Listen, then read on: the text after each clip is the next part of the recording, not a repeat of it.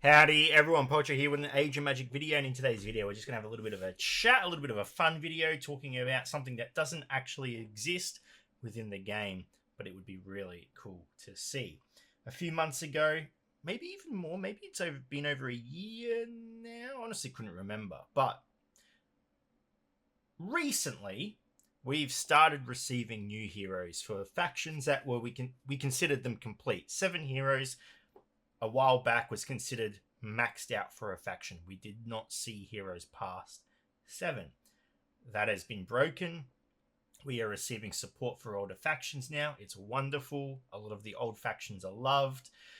The most recent ones are going to be Witches, bringing the Witches faction up to 10 members. I think they are going to be the largest faction in the game, just off memory. Correct me if I'm wrong. I'm sure someone will, which is wonderful. Double digits in factions. Beautiful, beautiful, beautiful. Especially when it's your favorite faction. You can't go wrong. But one thing Age of Magic has never branched out into is different classes. We've had the same classes in the game since the very beginning. They've never expanded on that.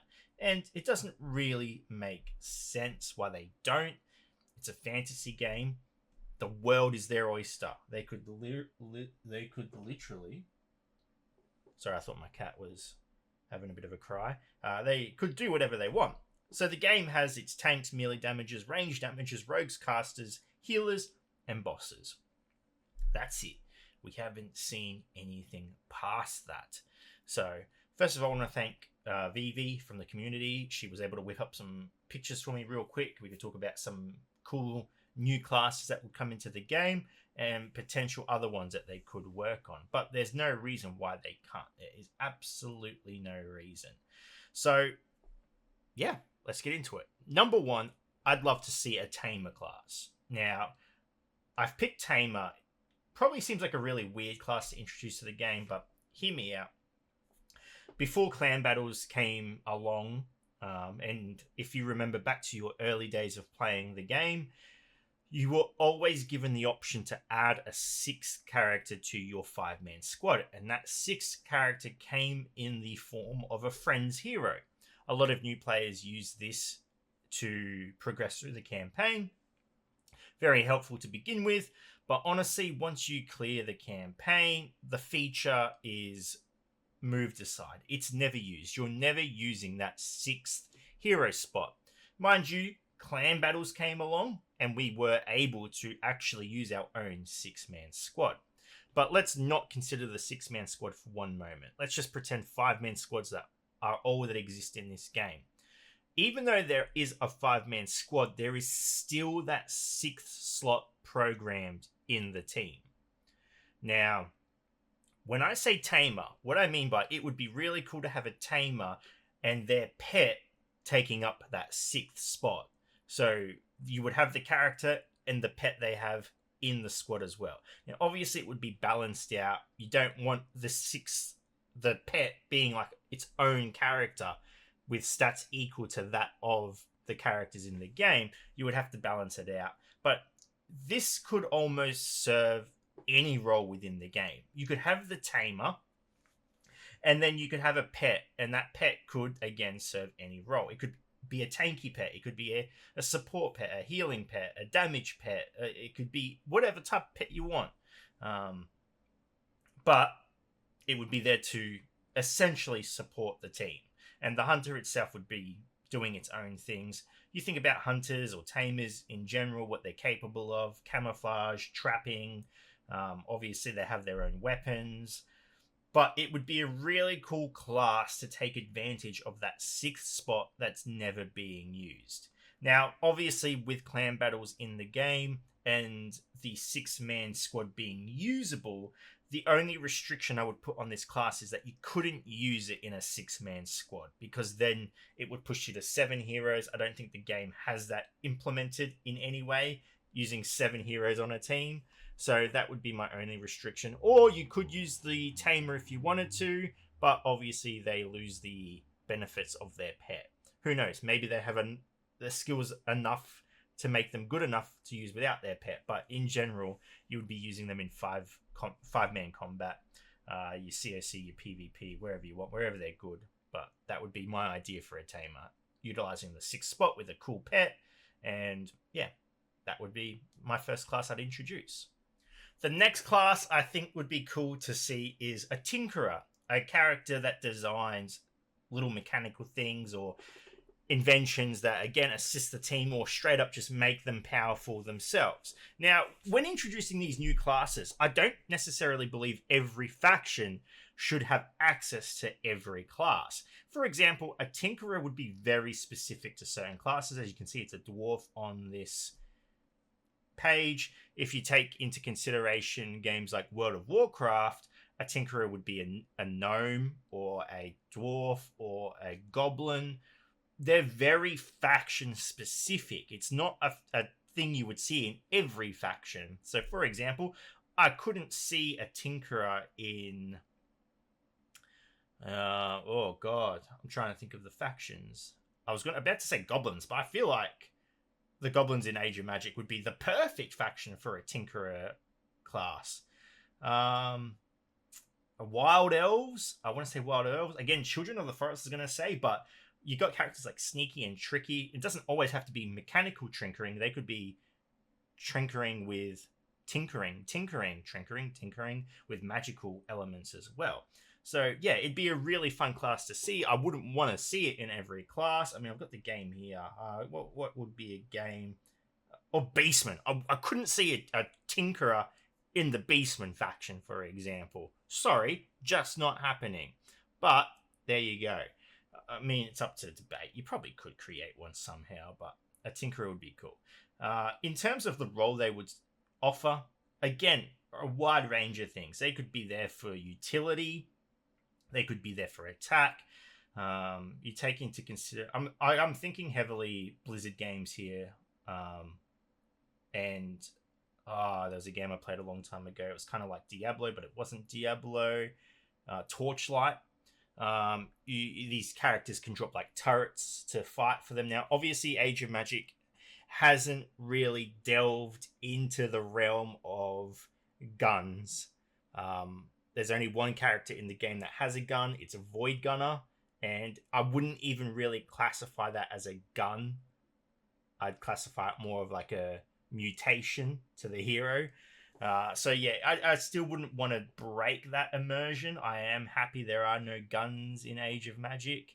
I wouldn't be against like a very old like rifle, for example. That could be cool to see, but I really don't want to see any sci-fi type stuff within this game. That to me is just not what personally I like. I like fantasy. One of the biggest reasons I play Age of Magic is because it's so fantasy based. So yeah, Tinkerer would be really cool as well. Again, not all factions could have this class, but then those factions would have other factions that benefit from Tinkerers, vice versa. You'd have to have a type of balance. The third class I want to talk about is honestly a class I kind of already considered to be in the game. It's just not given a class role, and that is supporters. Supporters are something I've always considered to be something within Age of Magic because they don't really fit the role that the character has been given. So what's the difference between a healer and a supporter? Okay, because that's typically what I compare it to when I'm going through heroes in Age of Magic. There are great other examples as well. We'll cover some. But yeah, when you think of support, you're thinking of healing. To me, they're very different things.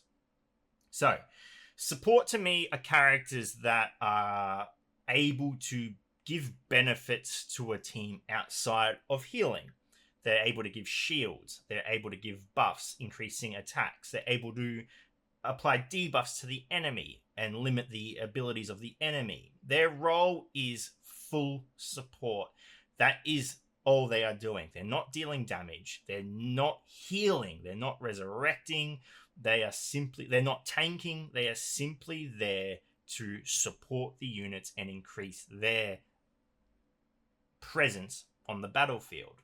So a perfect example of this is the character Bliss. Bliss in the game is a rogue.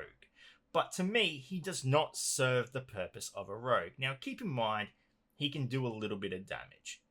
But what is Bliss's purpose in the Cloud Wanderers? Really consider it. Number one, he's there for his True Word buff. That is a great support skill. True Word allows for your characters to apply buffs or debuffs without being countered in any way.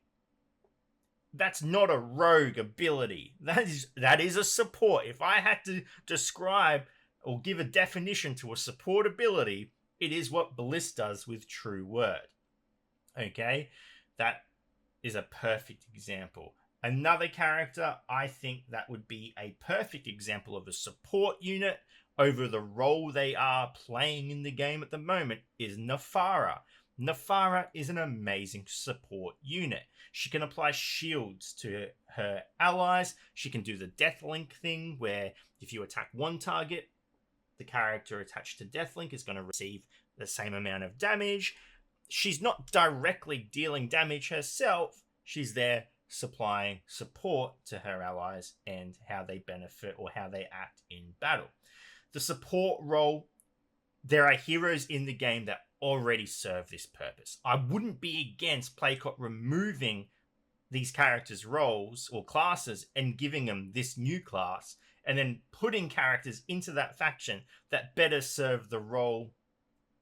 For, again, Bliss. To put another rogue within the Cloud Wanderers and move Bliss to support, that would obviously mess around with some type of meta teams being used in clan battles, for example, but I'm just using this as an example. I'm not saying go ahead, do it right now. It would obviously need heavy consideration to the balance, consideration to how factions work.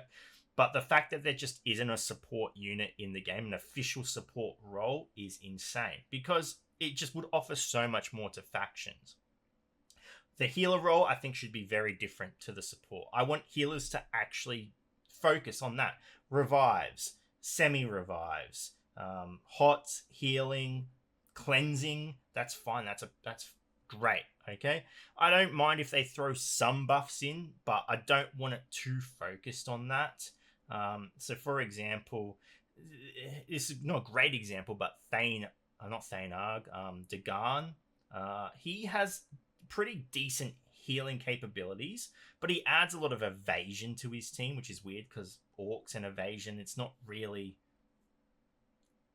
doesn't mix and match for me. Stuff like that. He offers evasion. I can't think of what else he offers, but that's an example. I'm scrolling through the characters now, trying to find other ones that, serve the role or different purposes. But now that I'm going through it, I probably am going to struggle to find. Well, we were talking about this on stream the other day, and we had a whole bunch of characters. He's an old one, but Velendar, for example, perfect example of a support unit over a damage dealer. I'm pretty sure he's the caster of the dwarves. God, it's been so long since we've talked about dwarves. But yeah, that would be just a really cool role to see. Those are three factions I just came up with off the top of my head and kind of messed around and thought about how they would work inside teams already in the game. But there are so many ways you could mess around with different classes. You could have more classes of a specific type. For example, you could have more casters, but branch it off. You could have the casters that we currently know of in the game, and then you could have battle casters, for example. Casters that deal more with physical damage over magical long-range damage. Lokia, for example, was a perfect example of a caster, but then you could have a character like Balthazar, who I feel like would be more of a combat or a melee caster. You could have different variations of tanks. You could have, like, for example, you could introduce paladins. Paladins' roles would be like a tank. They're a tank, but instead of dealing, I want to say, straying very far away from damage and focusing more on healing. That way you could remove the healer from the team and put in a different class. The idea of the new classes would be to add a lot more variation to how you play the faction over being forced to play it the way you are typically meant to play a game or a team. I can't think of, for example, many situations in this game where you would play a team without a healer. But it would be really cool if there were other classes in the game that didn't necessarily match what a healer could do, but be good enough that you didn't need to use a healer and you could replace it with another hero, a different class. So a paladin, for example, would be a perfect example of that. They fit the role of a tank. They're healing, though. Their job is to keep the team alive while they take a beating, and then you would then sub in someone else for a healer. Knights of the Council, perfect faction for a paladin tank. And there you go. But yeah, it's interesting. I hope it's something Playcott considers. We've seen, as I mentioned, factions go beyond the 7 character limit that we were previously known for, or known to, aware of. So it would be really cool to start seeing different classes and expanding that factions in that sense over just adding more classes that we are already aware of.